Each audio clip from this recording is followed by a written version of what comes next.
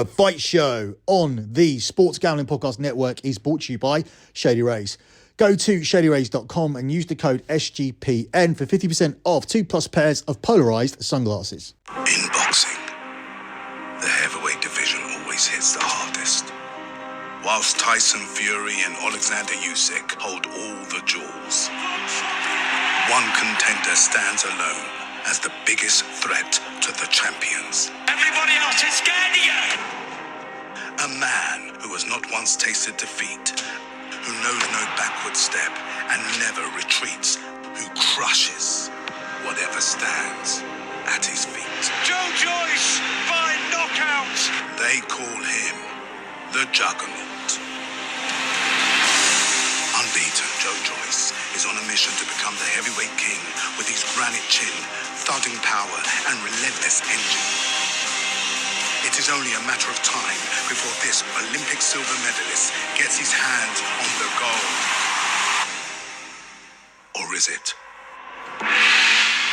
Whilst the Juggernaut has steamrolled his way to mandatory challenger, there is now a great wall that stands in his way.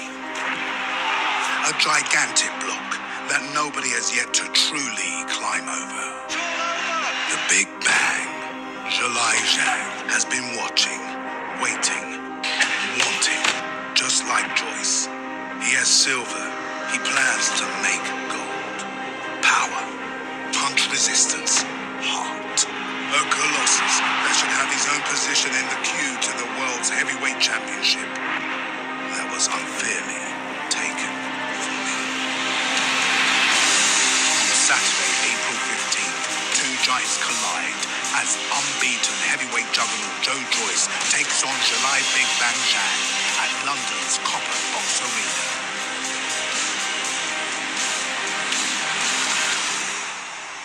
Only one giant will be left standing.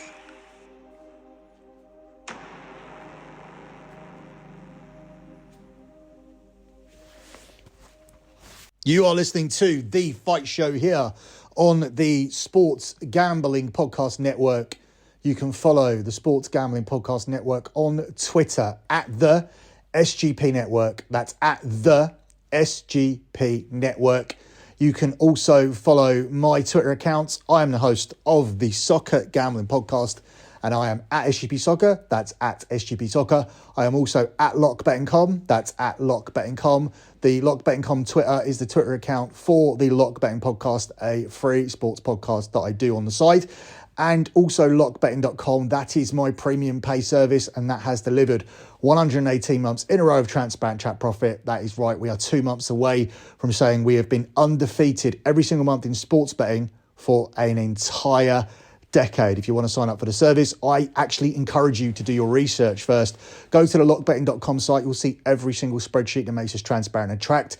Or alternatively, you can do some quick due diligence by just going to the Twitter account I mentioned at lockbetting.com. Looking at the pinned tweet, that is the P&L for the previous month. Every single month has a spreadsheet. And while you're doing that, also look through the type of bets that we do. It's all sensible staking. Nothing there for 5-unit, or as they say, 5-star. No 10-unit maxes, 20-unit whales, 50-unit diamonds. A play of the year, even though they put one out every week, so it's not a play of the year at all. No monopoly money BS, just real sensible staking, well-researched plays that do lead to a profit so far on a month-to-month basis, 118 months and counting. So moving on with this edition of The Fight Show, we are primarily here to talk about Zhang taking on Joe Joyce, but we'll also address the situation with the heavyweight division. Why is nobody fighting anybody?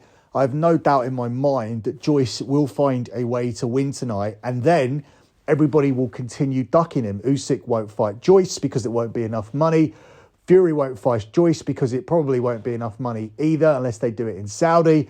Whereas that fight makes more sense to happen at Wembley, much like AJ and Fury would make more sense at Wembley, much like AJ and Usyk would have made more sense doing the second fight in Wembley as well. But everybody wants to have their fights in Saudi because Saudi pay more. And nobody wants to fight anybody because nobody wants to lose to anybody. At the moment, we'll have Usyk undefeated, we'll have Joyce undefeated, we'll have Fury undefeated, And going into this fight, Zhang should really be undefeated as well, because there's no way that he lost his last fight. So this is actually a better fight than people give it credit for. And you can never look past anybody in the heavyweight division, because AJ had a tomato can fight, which should have been a bounce back fight 2 weeks ago, and he only ended up winning it on the scorecards. So I no longer consider Anthony Joshua an elite heavyweight in the elite heavyweight conversation. For me, he has fallen too far behind the likes of Tyson Fury, Alexander Usyk, and Deontay Wilder. All of them would beat him. I think everybody would unanimously agree with that. But nobody is talking about Joe Joyce, because for me, there's a very, very real possibility that despite his age and despite his lack of charisma and despite the fact he isn't really selling his fights or performing at the box office level, this isn't a pay-per-view fight tonight, Joe Joyce could quietly beat all of these fighters. He's got insane cardio. He's got great power. He's a very, very good technical boxer. Otherwise, he wouldn't have an Olympic medal. And he's also got a ridiculous chin. So if the guy doesn't get tired, you can't knock him out. He can knock you out, and he can go in there and technically hang with you round by round, and it's difficult to win points on the scorecards. Then this makes him a serious contender at the top of this heavyweight division. He has to get through this fight with Zhang, which, as I said, isn't as easy as people are making out. Certainly not as easy as the odds are making out, where Joe Joyce is the overwhelming 1-9 minus 900 favourite. He's 1-2 to win this via KO TKO, or 7-2 via decision. The draw, as usual, is 25-1. Zhang is 6-1. He's 10-1 to get a knockout here, and he's 12-1 to get it done via a decision. Looking at the group round markets here, the main one is the 1-6 and 7-12, although there are other ways to bet this. Joe Joyce in rounds 1-6 is 2-1, and Joe Joyce in rounds 7-12 is available at 6-4 plus 150. Joe Joyce on the scorecards was 7-2, as I mentioned. Fight to go the distance, yes, 3-1, no, 2-9. And the double chance market, this is also interesting. Joyce in rounds 1-6 or points is available at 10-11. Joyce in rounds 7-2 or points is available here at 3-4. Zhang in rounds 1-6 or points, 7-1. Zhang in rounds 7-12 or points at 8-1. I think it's going to be more difficult to get Zhang out of there than people are anticipating. Zhang was very, very unlucky not to win his last fight. This should be a battle of two undefeated fighters, but because of judging, it isn't. And that sucks for Zhang. And in a way, you have to feel sorry for both of these two fighters here. It sucks for Zhang that his career didn't pick up steam until the late stages of his athletic prime, and had he won that last fight, which he rightfully should have won, he would be behind Daniel Dubois for a title shot at Alexander Usyk. Instead, he's the B-side here once again, and he's playing the tomato can role. He was the B-side against Hrgovic as well, but he did win that fight. But ultimately, you would expect him to play the tomato can here in a more convincing way as Joe Joyce picks up another win. But at the same time, I feel bad for Joyce. The Juggernaut is a kid on the playground with everything you need in order to make a run for the heavyweight title. But he comes up here against Zhang. This is a huge, powerful, technically adept opponent who possesses fast hands, and a man of his stature should possess a threat to Joe Joyce. But ultimately, Joe Joyce will get past him, as he's consistently proven he's been able to stare these sorts of weapons in the face and say, nah, no problem, and move on to the next. And still, he hasn't received any kind of shot, and he too is getting to the very late stages of his career. Despite the fact that he hasn't been around for too long, Joe Joyce is reaching his late 30s, and time is running out for him to get to the top of this heavyweight division. So he needs to move on and have those fights that he wants to have. But as I said at the top of the show, these fights are not being made. We were talking about Wilder and Joshua a few years back as the top fight. Wilder instead decided to kill time with Tyson Fury, taking him as he was coming back from his cocaine issues and his weight issues and all of his personal problems, thinking that it would be an easy win and a big name to add to his resume by beating the lineal world champion before heading into negotiations with Anthony Joshua. That didn't happen. Wilder got beaten. We then saw what happened with Andy Ruiz and Anthony Joshua. Anthony Joshua's never been the same, and we lost the biggest fight in the heavyweight division. At least we got 3 versions of Fury versus Wilder, with the last being one of the best heavyweight fights of all time. But ultimately, we could potentially be heading to a 4th version of that fight, because if Alexander Usyk does lose to Tyson Fury, and we do end up seeing the fight in Saudi between Wilder and Joshua that's been rumoured, and if Wilder emerges as the winner and Fury emerges as the winner, we could be back on a collision course for that 4th fight if the winners do face each other. As rumoured, there is a 3-fight contract for those 2 fights and then the winners to face off in Saudi. But that's also seems a long way away, because Usyk, first of all, needs to fight against Dubois, and it's rumoured that Tyson Fury is going to have another fight before that. So therefore, the whole of 2023, which was supposed to be the year that we actually saw these fights, seems to be getting binned away, just like 2022 was a waste of time as well, and nothing seems to be happening in the heavyweight division. And this is consistent through boxing. Next week, we do see a major fight, because Gervonta Davis is going to fight Ryan Garcia. These are 2 top fighters who have decided, let's go at it at the top of the pound-for-pound rankings. They have decided to put pen to paper. They have decided to show some balls and guts, and have decided that they are going to stake their reputations on the line, and they're going to fight each other. And that fight next week is the type of fights that boxing needs, and the type of fights that the heavyweight division isn't delivering, because of the greed, because of the money, because of the Saudis, because of the TV rights. And we are back in this situation where another year is going to be wasted. We get fights like we get tonight, and Joe Joyce will be waiting around to get his opportunity, while the 4 men, or the 4 biggest names at the top, decide to negotiate 3 separate fights in Saudi, which will probably take a full year to complete. And then they won't even get started until maybe Christmas at the end of this year, or even early next year. And therefore, this year will be an entire waste of time, and Joe Joyce will not get a heavyweight title shot. The Boxing Board of Commissions need to step in and put an end to this. Promoters have all of the power in boxing, and we need to start stripping away titles sooner if people don't get these fights organised, or at least fight their mandatories. And the mandatories need to be serious contenders, because to have Daniel Dubois as the mandatory for Usyk, the way he looked in his last fight, is a complete joke at the moment. And the heavyweight division, quite frankly, is absolutely ridiculous at the moment, and things need to change moving forward. So before we move on to looking at a little bit of UFC, we're going to look at the main event on the UFC card tonight.